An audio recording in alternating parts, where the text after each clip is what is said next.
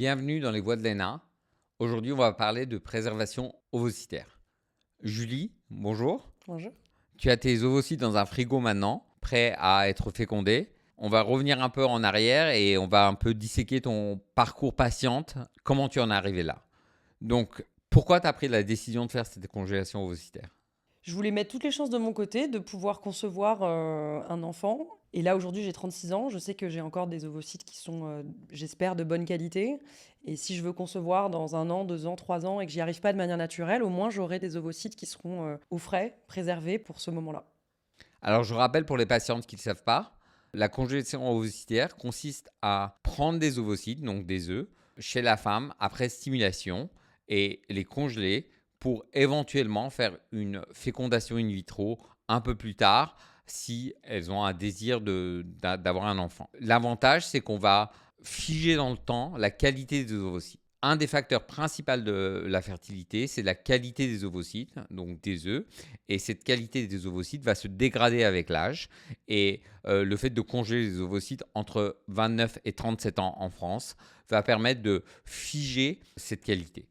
Donc, quand est-ce que tu as pris cette décision? J'ai pris cette décision à 34 ans parce que je me suis séparée de mon conjoint et je me suis dit que c'était vraiment le bon moment pour essayer. J'ai mis le truc complètement en pause parce que j'avais que 34 ans et en fait en France il y a tellement de délais d'attente étant donné que c'est un service public qu'il y a en moyenne 2 à 3 ans d'attente pour les femmes. Et on m'a souvent dit en fait avant 35 ans on vous recevra pas, donc ça sert à rien de vous lancer dans le processus.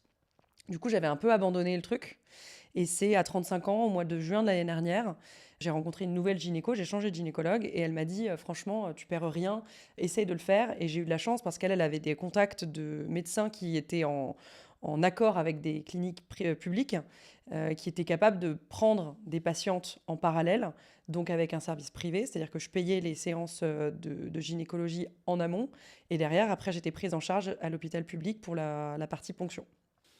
Est-ce que tu peux nous dire un peu comment tu es rentré dans le processus en termes d'informations que tu avais et le décalage entre ce que tu as vécu et ce que tu pensais vivre? Décalage assez énorme. En fait, il y avait très peu d'infos. Tout ce que je savais, c'était que c'était à peu près sur 1 mois, qu'on allait me donner une date. J'ai attendu entre le mois de octobre et le mois de février pour avoir une date.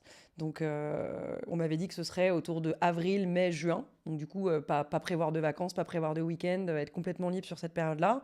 Et juste dans l'attente. Dans l'attente d'un email de ton médecin qui te dit bah, c'est bon, t'as un créneau tel mois et donc ça va se passer tel mois. Et en quoi consiste la procédure? La procédure, c'est qu'on va d'abord, de manière artificielle, avec une pilule, s'assurer de ton premier jour des règles. Et ensuite, on va te demander de te piquer pendant 15 jours avec une ou deux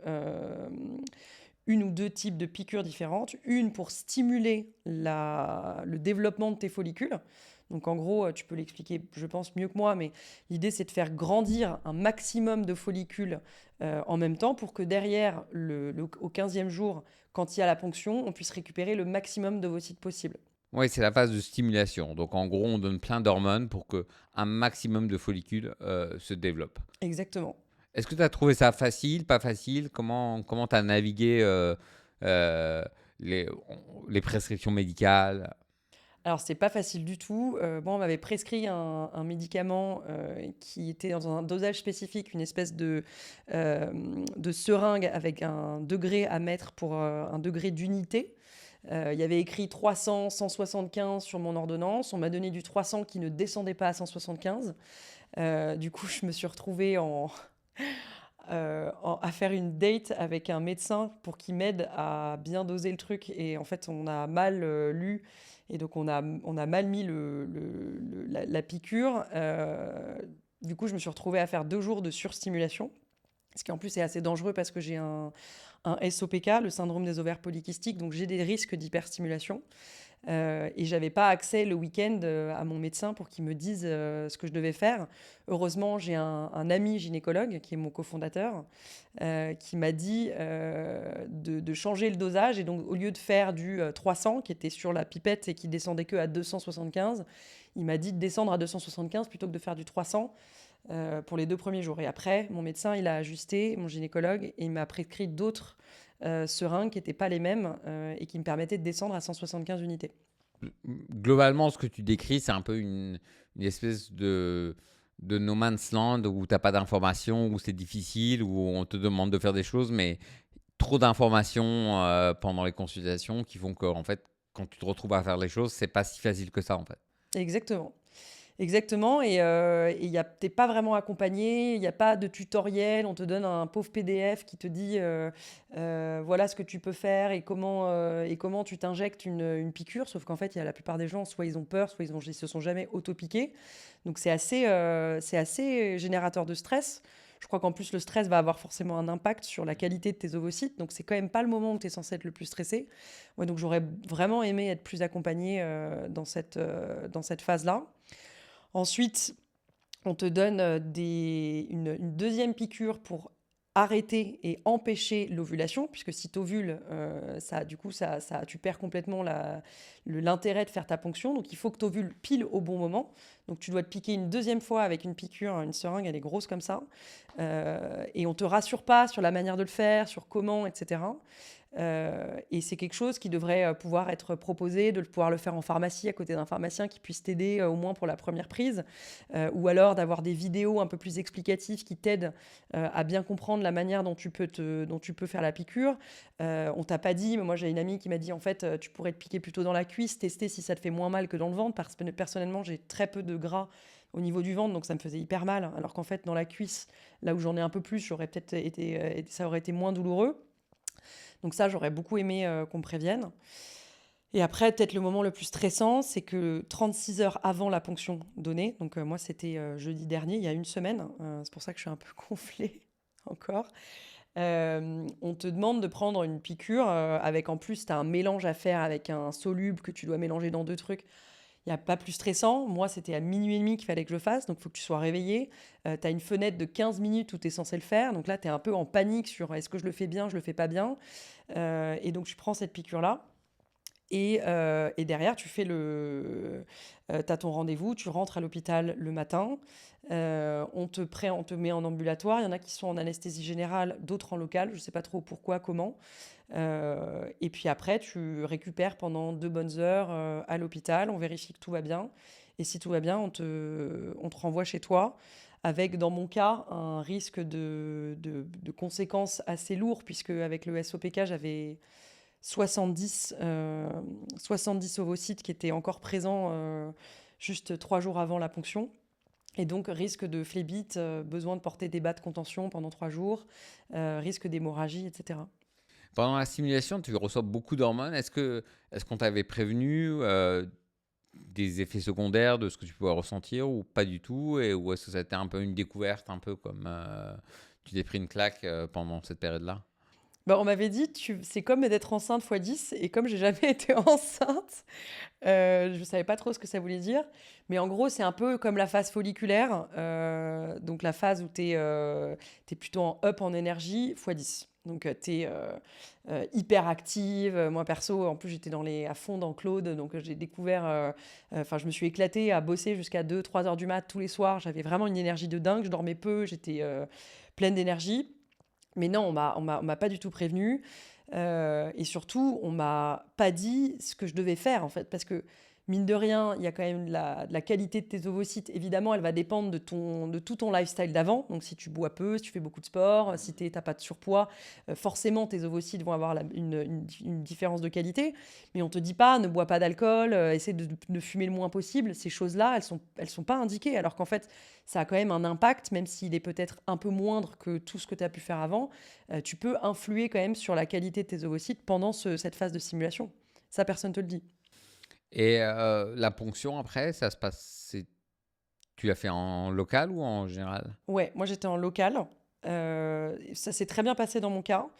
J'avais une équipe médicale super à l'hôpital où je suis allée. Je l'ai plutôt très bien vécu. Non, franchement, c'était pas du tout un mauvais moment à passer. à part évidemment comme tout parcours hospitalier où tu es pendant 1 heure et demie dans la salle préopératoire, le bloc où tu n'as rien, où tu attends juste sans téléphone, dans ta petite tenue. Tu te sens un petit peu à nu, mais globalement, non, non, ça s'est très bien passé. J'ai eu de la chance. D'accord. Et après, la récupération à la sortie de ça, est-ce que tu as été accompagné? Est-ce que tu as senti que... Alors, j'ai reçu un texto 4 jours après de l'hôpital qui me disait: «Est-ce que tout va bien? Est-ce que vous n'êtes pas...» Le truc que j'aurais dû recevoir, je pense, le jour après ou le soir même. Donc ça, j'ai trouvé ça un peu étrange. Euh, Pas forcément de contact non plus avec le corps médical, que ce soit mon gynécologue ou son assistante pour vérifier que tout allait bien. Ce que je pense que j'aurais apprécié aussi. Et en revanche, on m'avait bien prévenu qu'il fallait que je sois accompagnée en sortie d'hôpital et le premier soir, parce qu'on m'avait dit qu'il y avait des gros risques que je doive aller aux urgences compte tenu de ma condition, le SOPK. Dans mon cas, j'ai eu une très bonne récupération les 2 premiers jours, donc jeudi soir, vendredi, nickel. Et le vendredi soir, j'ai eu des grosses douleurs. On m'avait prescrit pour le coup des antidouleurs. Et on m'avait dit aussi de prendre une bouillotte, donc ça, j'utilisais beaucoup la bouillotte. Mais globalement, c'est le bon moment de te poser chez toi, de te reposer et de récupérer. Je crois qu'on peut avoir un arrêt maladie si c'est nécessaire pour prendre le temps de bien récupérer. Donc il faut le prendre, il ne faut pas hésiter, je pense. Et je pense que c'est aussi important de prévenir son entourage, son employeur. J'ai plusieurs amis qui l'ont fait et qui l'ont fait complètement dans le secret, qui l'ont dit à personne. Je ne sais pas trop pourquoi aujourd'hui en France, on est encore beaucoup dans le tabou sur ces procédures-là, alors qu'en fait c'est vraiment un moment où on a envie de pouvoir parler à ses proches, d'être accompagné, parce qu'on vit un chamboulement et personnellement je l'ai eu beaucoup dans le week-end. La chute hormonale, elle est très violente. Elle est vraiment très très violente. Comme on a eu énormément d'oestrogènes pendant 15 jours, d'un coup on n'a rien. Donc c'est un peu comme un gros lendemain de cuite, quoi. On se sent en baisse d'énergie, on a envie de rien, on est déprimé. Et le fait de savoir qu'il y a ça, de l'anticiper, je pense que ça permet de mieux le vivre que quand tu le subis. Qu'est-ce que tu dirais à une femme de 29 ans, ou on va dire 27-28 ans, puisque en France, c'est de 29 à 37 ans qu'on peut faire cette procédure. Quel serait un peu l'algorithme de décision personnelle qu'une femme devrait dérouler dans sa tête avant de se dire: ah, tiens, je veux me lancer là-dedans? À 29 ans, on va dire. Alors, quand j'avais 25 ans, j'étais aux États-Unis à l'époque et il y avait eu tout un débat parce que Google avait proposé aux femmes de congeler leurs ovocytes. Et je me rappelle à ce moment-là d'avoir été comme beaucoup de femmes, très choquées en me disant oui, l'employeur, il a rien à faire dans cette histoire-là. Même pire que ça, en fait, il propose ça parce qu'il veut pas que les femmes fassent des enfants plus jeunes. Pourquoi pas faire des enfants plus jeunes et l'employeur, il devrait accompagner le fait d'avoir de la maternité qui soit pas à des âges hyper avancés. Et en fait, on se retrouve aujourd'hui avec plein de femmes qui ont 35 ans, qui ont tout donné dans leur carrière, qui ont voulu absolument s'émanciper et qui du coup passent à côté du moment où elles sont les plus fertiles. Je pense qu'aujourd'hui, on est enfin, ma génération des femmes de 35 ans, on vit ce paradoxe-là où on a d'un côté factuellement et de manière physique, physiologique, bah, on va être de moins en moins fertile avec le temps. Ça, c'est un fait. Mais on a aussi des désirs et des envies de profiter de la vie, d'accomplir des choses, de voyager, de vivre des choses. Et on n'est peut-être pas forcément avec le bon partenaire. On se construit aussi émotionnellement. Les hommes de mon âge, quand j'avais 29 ans, ils n'étaient pas matures pour fonder une famille. Moi, je ne l'étais pas forcément, mais les hommes aussi ne l'étaient pas. Donc, je pense que c'est que des cas particuliers. Il faut s'écouter. Le plus tôt on commence à s'apprendre, à apprendre son corps, à apprendre qui on est, ce qu'on a envie d'être, ce qu'on a envie de faire, le mieux c'est évidemment. Mais après, il faut respecter la biologie et le mode de fonctionnement et le parcours de chacun. Et je trouve ça, moi, personnellement, génial qu'aujourd'hui la science et aussi les lois, et notamment l'État français comparé à d'autres pays en Europe, on rende ce service public et on permette aux femmes qui n'ont pas eu l'occasion de faire un enfant plus jeune, de pouvoir se donner les chances de le faire plus tard. Quels sont entre guillemets, les red flags ou les drapeaux rouges que tu dirais à une femme, c'est pas pour vous si vous pensez ceci? Tu vois, est-ce qu'il y a des choses tu vois, aujourd'hui, une femme de 29-30 ans qui se dit: tiens, je devrais faire une congélation des ovocytes. Qu'est-ce que tu penses que... Elle est dure ta question, franchement, je sais pas y répondre. Ouais, là, en tout cas, en top of mind, j'en vois pas. Après, malheureusement, aujourd'hui, le fait que ce soit un service public et qu'il y ait beaucoup de femmes qui soient en demande fait qu'une femme de 29 ans qui a pas de pathologie en France, elle pourra pas rentrer dans ce parcours-là à son âge. Mais c'est une option elle peut aller l'utiliser à l'étranger, hein. L'Espagne, elle a hyper bien géré le projet. Et aujourd'hui, n'importe quelle femme peut partir en Espagne et si elle a 3 000 à 4 000 euros de côté, elle peut le faire dès 29 ans. Donc en fait, si elle a envie de se mettre les chances de son côté très jeune avec une qualité ovocitaire qui sera pas la même qu'une femme de 35 ans, elle peut déjà décider de le faire. Je pense qu'une femme qui a un désir de grossesse, il faut qu'elle s'écoute, mais il faut qu'elle soit avec la bonne personne aussi, parce qu'il il vaut mieux attendre un peu de la manière dont je vois les choses, il vaut mieux attendre un peu et faire un enfant avec la bonne personne que de le faire trop tôt et de se retrouver à élever des enfants en garde alternée, hein. Et qu'est-ce que tu penses pour celles qui ont pris la décision de le faire et qui vont le faire, est-ce que tu pourrais faire un peu une checklist de ce qu'elles devraient faire, des questions qu'elles pourraient poser à leur gynéco, etc., une fois que le processus commence? Des choses qu'en fait, tu aurais maintenant, a posteriori, aimé qu'on te dise au début de la simulation, etc. Alors, les questions à se poser, c'est déjà demander une vraie explication sur ce qui va se passer dans le corps et la manière dont il faut mener le projet. Je pense qu'il faut qu'il y ait une dimension de pédagogie qui soit portée soit par le gynécologue, soit par d'autres systèmes, hein. Ça peut être un proche qui l'a vécu, ça peut être des blogs, des podcasts comme celui qu'on est en train de faire. Mais c'est vraiment de prendre conscience du process que c'est. Parce qu'il n'est pas anodin. La plupart des femmes, en plus, elles vont avoir besoin de 2 à 3 ponctions pour pouvoir avoir une quantité suffisante d'ovocytes. Parce que, corrige-moi si je me trompe, mais il faut en moyenne une quinzaine d'ovocytes pour avoir 70% de chance d'une grossesse, à peu près. Voilà, 15 à 20. En plus, en France, contrairement à d'autres pays, on ne teste pas la qualité des ovocytes, donc on ne sait pas s'ils sont viables. C'est-à-dire que potentiellement, ils vont avoir des problèmes de trisomie, etc., qu'on n'est pas capable d'anticiper, et donc on va te réinjecter derrière un ovule qui sera pas viable. Donc il faut avoir beaucoup d'ovocytes, et donc c'est 2 ou 3 cycles qui sont très lourds. Donc en fait, peut-être que le red flag à demander, c'est si tu n'es pas loin d'eux et si tu te poses cette question-là, bah, sache juste que ce processus, il est très compliqué et il va être lourd sur ton organisme. Il va te prendre, c'est 1 an, je dirais, entre le moment où tu te lances dans la démarche, tu es accepté par un gynécologue ou un hôpital, et le moment où tu finis ta 2e ou ta 3e ponction, il se passe bien 1 an. Parce qu'un des problèmes, moi, je trouve, c'est le trop d'informations. C'est-à-dire que tu as une femme en face, pour toi, en tant que gynéco, Steam et tout ça, c'est prenez ça, vous prendrez ça, c'est très simple. Est-ce que tu penses que les femmes devraient y aller avec des outils digitaux ou même un carnet en disant expliquez-moi bien, etc. Parce que bon toi, tu as la chance, tu étais en date avec un médecin, tu as des copains médecins, etc. Mais pour celles qui ne sont pas, elles n'ont pas ces questions-là. Comment tu conseillerais, enfin, quels sont les conseils genre, super pratiques que tu dirais à une femme de passer pas à côté parce que vous allez avoir tellement d'informations que vous n'allez pas avoir le temps de tout ingurgiter pendant la consultation?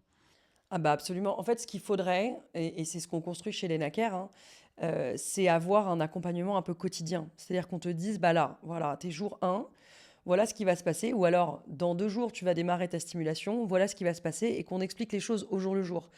Quand on m'a donné quand on m'a dit, bah, tu vas prendre cette 2e seringue, on m'a pas dit ce que c'était comme seringue. Et en fait, je me suis injecté le truc, et c'est ensuite, dans mon rendez-vous médical d'après, que j'ai dit, mais au fait, ça sert à quoi? Et donc, si on m'avait expliqué, bah, ce truc-là, ça bloque l'ovulation, etc., ça m'aurait donné un peu plus d'infos. Donc c'est sûr que se renseigner avant sur le process, c'est bien, mais être accompagné au quotidien, où on va avoir le matin, on va te dire dans le check-in, bah tiens, voilà ce qui va se passer aujourd'hui, la seringue que tu vas prendre, pourquoi il faut que tu la prennes à telle heure, et voilà ce que ça va donner comme potentiel effet sur ton corps, ce serait beaucoup plus pratique. Et aujourd'hui, maintenant, une semaine après, qu'est-ce que tu ressens en termes de ressenti de femme, de dire ça va, j'ai des ovocytes congelés, etc. Est-ce qu'il y a une pression qui s'enlève? Est-ce que tu vois, c'est un peu le. Grave, parce que je pense on a une pression à la fois biologique qui est là, mais on a aussi une pression sociétale de dire, mais là, t'as 36 ans, t'as pas d'enfant, ton mec il est prêt, il est pas prêt, ou t'as pas de mec, quand est-ce que tu vas trouver un mec? Et ça crée cette espèce de détresse chez les femmes, de se dire, il faut que j'avance, il faut que j'avance. Ça enlève un énorme poids, en fait, où je me dis, ok, maintenant ça c'est là. J'espère que ce sont des ovocytes de bonne qualité. Encore une fois, j'ai été très chanceuse parce que comme j'ai une grosse réserve ovarienne, ma ponction, elle m'a donné des super bons résultats. Donc du coup, j'ai quand même la chance de me dire que je vais pouvoir faire un, deux, peut-être trois enfants avec ces ovocytes si demain, j'arrive pas à concevoir de manière naturelle. Et donc ouais, je me sens libérée. Et ça veut pas dire que j'ai pas envie de concevoir dans les 2 prochaines années et que je vais attendre 40 ans avant de me poser la question. Mais au moins, j'ai plus cette pression, cette épée de Damoclès derrière la tête, de me dire là, il faut que tu trouves un mec maintenant et que tu conçois maintenant, quoi. Oui, donc ça te permet aussi une approche un peu plus relax de tes relations. T'es pas, chaque rencontre, c'est pas une interview. Est-ce que c'est le bon papa, non? Exactement. Il y a des choses que tu regrettes? Je regrette que mes amis l'aient fait dans leur coin. Ça, c'est vraiment ça me fait de la peine pour elles. Parce que quand je vois à quel point c'était lourd, et elles étaient là pour moi parce qu'elles avaient vécu le truc et elles savaient que c'était difficile. Je regrette que toutes les femmes, elles soient pas plus accompagnées dans ce processus qui est vraiment psychologiquement difficile. Est-ce que tu penses aujourd'hui parce que c'est vrai que nous, on en parle beaucoup à cause de nos activités. Est-ce que tu penses que c'est devenu mainstream? Est-ce que toutes les femmes de 29 à 37 ans savent que c'est une possibilité ou l'information n'a pas encore diffusé en dehors on va dire, d'un cercle parisien? C'est une très bonne question. J'aimerais avoir la réponse à cette question, je n'en sais rien.